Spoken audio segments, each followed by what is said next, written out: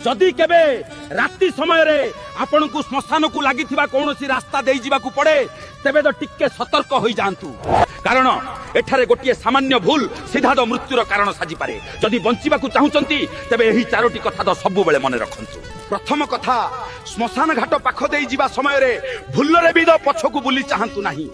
आपण को जदियो अनुभव हुए जे कही जणे आपण को पछे पछे चालुची तथापि चाहतु नहीं कारण जीए पछ को चाहे से तो आगु को बढ़ी पारे नहीं। द्वितीय कथा जदि हठात आपण को शरीर तो भारी लागिबा को आरंभ करे किंबा बिना कारण रे हृदय स्पंदन बढ़ी जाए तेबे सेठारे अटकंतु नहीं कारण श्मशान रास्ता रे अटकिबार अर्थ हेउची जीवनर रास्ता बदली जिबा।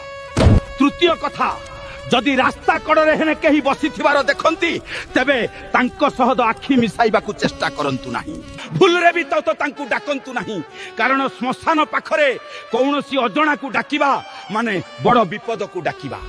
चतुर्थ एवं सबुठारु गुरुत्वपूर्ण कथा श्मशान पार हेबा परे जदि आपन को लागे सब किछि साधारण हो जाइछि तथापि किछि कहंतु नहीं फोन उठांतु नहीं एवं घरे पहुंचीबा जाए संपूर्ण चुप रुहंतु कारण अनेक समय रे नकारात्मक शक्ति माने शेष मोड़ पर्यंत आपन को साथी रे तो चली थांती।